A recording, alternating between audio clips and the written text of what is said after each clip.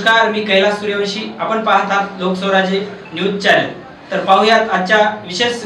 जिल्हाधिकाऱ्यालयासमोर आल्याच्या नंतर अनुष्का पाटोळे यांच्या आईने आपल्या आईपणाचे उग्र स्वरूपाचे रूप धारण करून 10 फुटाच्या गेटवर चढून आत शिरले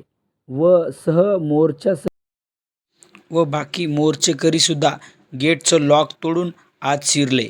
यावेळी पोलिसांची तारांबळ उठली रोखण्यात आले. मोर्चेकऱ्यांनी मागणी केली की जोपर्यंत कलेक्टर आमचं निवेदन स्वीकारणार नाही तोपर्यंत आम्ही या ठिकाणाहून हलणार नाही. तर यावेळी लक्षात आल्या की अनुष्का पाटोळेंना आई वडिलांना काहीतरी बोलायचं.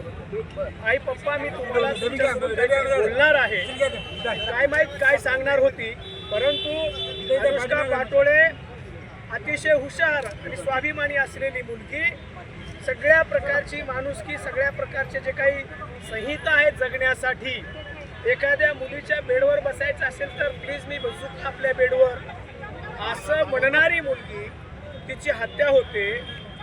त्याचं कारण काय? आणि ही हत्या इथे कार्यरत असलेली जी काही कणसेबाई नावाची महिला आहे, या महिलेने तिला बेदम अशा प्रकारचं मारहाण केली आणि तिची हत्या केली. आणि हत्या केल्याच्या नंतर बनावट करून दिशाभूल करण्यासाठी, ही हत्या दडपून टाकण्यासाठी अनुष्का पाटोळेने फाशी घेतली, अशा प्रकारचा बनाव केला. आणि 2 ठिकाणी कशी काय ती गाठ बांधू शकते आणि स्वतःला बसून असं काय फाशी घेऊ शकते? हे इथल्या पोलीस प्रशासनाला, इथल्या वैद्यकीय अधिकाऱ्याला, इथल्या नवोदयाचे जे कोणी इन्चार्ज आहेत, पालक, हेडमास्टर आहेत, नवोदय ज्यांच्या नेतृत्वाखाली का चालते जिल्हाधिकाऱ्याच्या लक्षात आलं नाही. शिवाय अनुष्का पाटोळेचं जेव्हा केस नोंदवण्याची प्रक्रिया सुरू झाली तेव्हा केवळ आणि केवळ वडिलांना पोलीस स्टेशनमध्ये घेऊन दार लावून जी काय धीम्या गतीनं प्रक्रिया झालेली आहे, यावरून असं लक्षात येतं की या प्रकरणाची उपेक्षा करण्याचं काम या ठिकाणी झालेलं आहे. परंतु आम्ही रस्त्यावर आहोत, 24 तास इथं प्रशासन ॲक्टिव्ह मोडवर असते.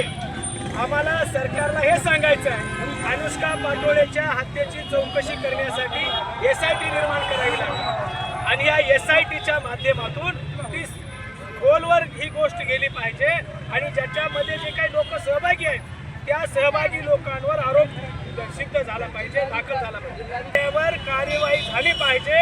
या प्रकरणाला दडपून टाकण्याचं काम जिल्हाधिकाऱ्याच्या मार्गदर्शनाखाली झालेलं आहे. अशा प्रकारची आम्ही मागणी या ठिकाणी करत आहोत. पाटोळेच्या मारेकऱ्यांना फाशी होत नाही तोपर्यंत कायद्याच्या पातळीवरची आणि रस्त्याच्या पातळीवरची लढाई आम्ही नेटानं आणि तेवढ्याच ताकदीने लढणार आहोत.